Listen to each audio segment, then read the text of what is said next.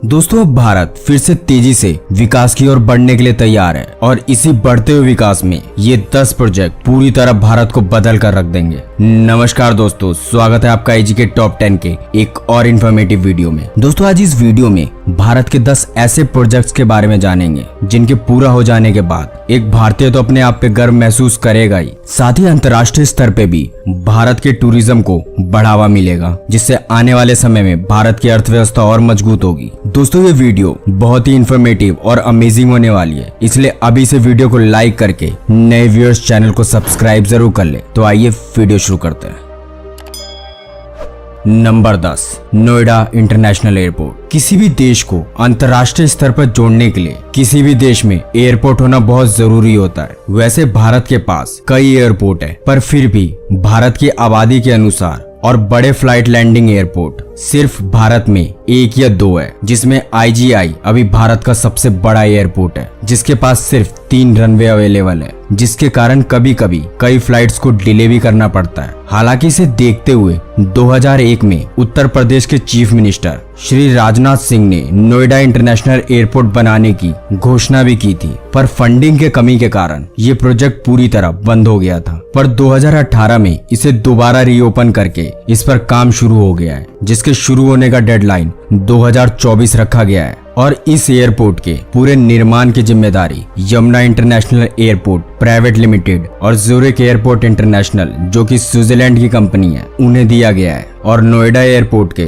6 runway तैयार हो जाने के बाद ये एयरपोर्ट एशिया का सबसे बड़ा और दुनिया के सबसे बड़े एयरपोर्ट में से एक होने का खिताब भी हासिल कर लेगा, जो कि 7200 एकड़ में फैला 6 रनवे वाला तीसरा सबसे बड़ा एयरपोर्ट कहलाएगा दुनिया में रनवे के नजरिए से। और इसमें हर साल 5 मिलियन पैसेंजर को हैंडल करने की क्षमता होगी, जिसके लिए 1 लाइक तो बनता है। Number 9, E highway in India. जिस तरीके से आज भारत में पेट्रोल और डीजल के रेट लगातार बढ़ रहे हैं, वो दुनिया के 10 सबसे महंगे पेट्रोल बेचने वाले देशों में आज शामिल हो गया है। वैसे अगर आप जानना चाहते हैं कि वो कौन से 10 ऐसे देश हैं जहां आज सबसे महंगे पेट्रोल मिलते हैं, तो वीडियो का लिंक डिस्क्रिप्शन में मौजूद है। दरअसल महंगे पेट्रोल और डीजल होने के कारण भारत में ट्रांसपोर्टेशन आने वाले समय में और महंगा होगा, जिससे हर चीज उम्मीद से 4 गुना ज्यादा महंगी हो जाएगी, जिसको देखते हुए भारत सरकार ने लॉजिस्टिक को कम करने के लिए ई हाईवे बनाने का प्लान किया है, जिससे लॉजिस्टिक की लागत में 70% तक की कमी आएगी। और भारत में पहला ई हाईवे दिल्ली से मुंबई के बीच बनाया जा रहा है, जिसका पहला पार्ट 2022 तक पूरी तरह बन के तैयार होने की संभावना है। और इस हाईवे के लिए भारत सरकार ने एक स्वीडिश कंपनी से हाथ मिलाया है। और जब ये हाईवे बन के तैयार हो जाएगा, इस हाईवे पे चाहे वो बस हो या ट्रक, यहाँ 120 किलोमीटर प्रति घंटे की रफ्तार से इस रोड पे दौड़ पाएगा। हालांकि अन्य इलेक्ट्रिक वाहनों के लिए बैटरी रिचार्ज के लिए अलग अलग लेन भी बनाया जाएगा, जिससे आने वाले समय में भारत में पेट्रोल और डीजल की खपत में काफी कमी देखने को मिल सकती है।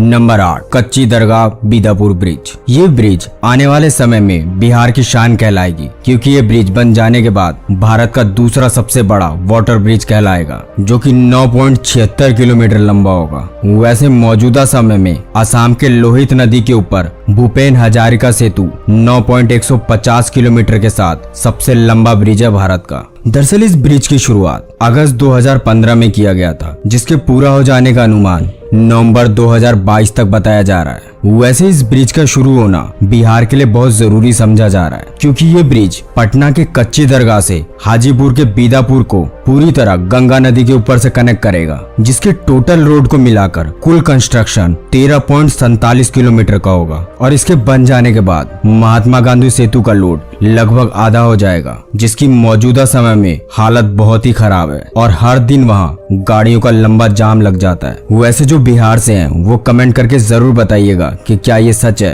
कि महात्मा गांधी सेतु में 6 से 8 घंटे तक का ट्रैफिक जाम लगता है। दरअसल इस ब्रिज को दुनिया की 2 बेहतरीन कंपनियां बना रही है, L&T कंस्ट्रक्शन और दाइवो ENC, जिसको बनाने की कुल लागत 3115 करोड़ बताई गई है।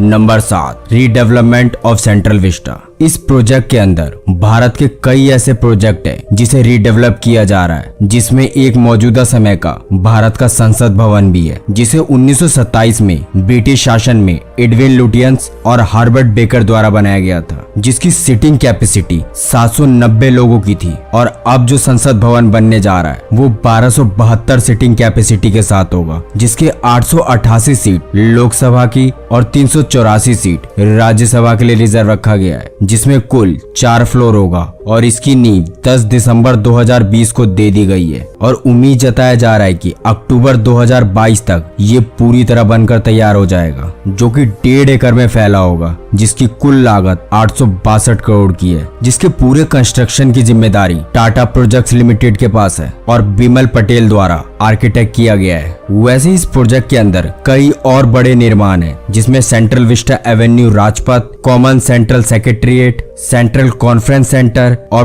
प्रधानमंत्री और वाइस प्रेसिडेंट के लिए उनके रहने के लिए रेसिडेंस और नया ऑफिस भी बनाया जाएगा इस प्रोजेक्ट के अंदर, जिनकी कुल लागत 13,000 करोड़ की है। साथ ही इसके पूरा करने की डेडलाइन 2024 तक रखी गई है। इसके अलावा इन सभी बिल्डिंग को पूरी तरह से भूकंप रोधी और हाई टेक्नोलॉजी से बनाया जा रहा है, जिसके पूरा हो जाने के बाद ये सारे भवन विश्व भर के आकर्षण का एक केंद्र बन सकती है।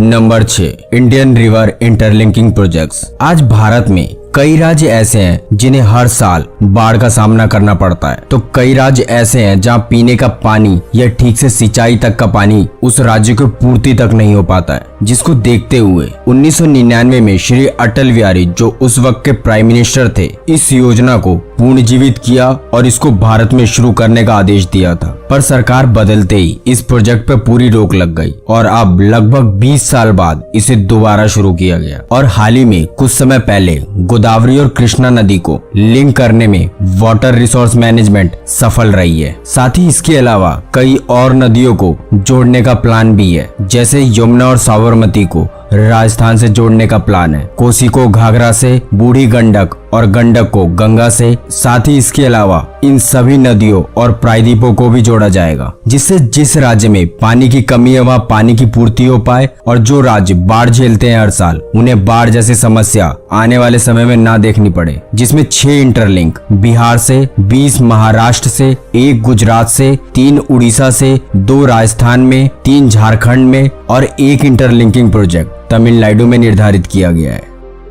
Number 5, Banihal Qazigund road tunnel. ये टनल नेशनल हाईवे के सबसे कठिन इलाकों को बाईपास करेगा, जिसे बीओटी यानी बिल्ड, ऑपरेट और ट्रांसफर के आधार पर बनाया जा रहा है। मतलब इसके गैस निकालने और ताजी हवा लाने के लिए इसे एग्जॉस्ट सिस्टम से जोड़ा जा रहा है। साथ ही इस टनल में लगभग 124 jet fans, 234 CCTV modern cameras और फायर फाइटिंग सिस्टम पूरी तरह से इंस्टॉल किया जा रहा है, जो कि जम्मू से श्रीनगर को जोड़ेगा। और इस टनल को पूरा हो जाने के बाद जहां जम्मू से श्रीनगर जाने में 2 से 3 घंटे लगते थे, वही जम्मू से श्रीनगर 15 मिनट में पहुंचा जा सकता है, क्योंकि जम्मू से श्रीनगर की दूरी 16 किलोमीटर घटकर मात्र 8.45 किलोमीटर की रह जाएगी। साथ ही पूरे टनल की सीसीटीवी से निगरानी की जाएगी ताकि बाहर से कोई प्रवेश न कर पाए, जिसको बनाने में कुल लागत 2100 करोड़ रुपए बताई जा रही है, जिससे जम्मू और श्रीनगर के आम नागरिक को काफी सुविधा होगी। साथ ही वहां व्यापार को भी बढ़ावा मिलेगा रोड के सुरक्षित होने की वजह से। Number 4, electric vehicle industry in India. आज भारत समेत कई बड़े देशों में जिस तरीके से पेट्रोल और डीजल की कीमत लगातार बढ़ रही है, उस हिसाब से आने वाले समय में गाड़ी चलाना काफी मुश्किल हो जाएगा आम लोगों के लिए। हालांकि पेट्रोल की कीमत लगातार बढ़ाना सरकार की एक चाल भी हो सकती है, जिससे आम नागरिक पेट्रोल से बचने के लिए इलेक्ट्रिक व्हीकल खरीदे, क्योंकि केंद्र सरकार ने दुनिया की कई बड़ी कार मैन्युफैक्चरिंग और 2 व्हीलर इलेक्ट्रिक मैन्युफैक्चरिंग के लिए बड़े बड़े उत्पादक करने वालों से हाथ भी मिलाया है। साथ ही कई बड़ी एजेंसियों का दावा है कि भारत आने वाले समय में इलेक्ट्रिक व्हीकल का दुनिया का जेंट प्रोड्यूसर बनेगा, जिसके लिए केंद्र सरकार ने 1.4 बिलियन डॉलर तक का सब्सिडी की पेशकश भी की है, जिसमें दिल्ली, तमिलनाडु, कर्नाटक, महाराष्ट्र और उत्तराखंड राज्य की सरकार ने इन प्रोजेक्ट्स पे काम भी शुरू कर दिया है। हालांकि सबसे पहले कॉमर्शियल और 2 व्हीलर पर ध्यान दिया जा रहा है। वैसे अगर आप चाहते हैं कि हम इलेक्ट्रिक व्हीकल के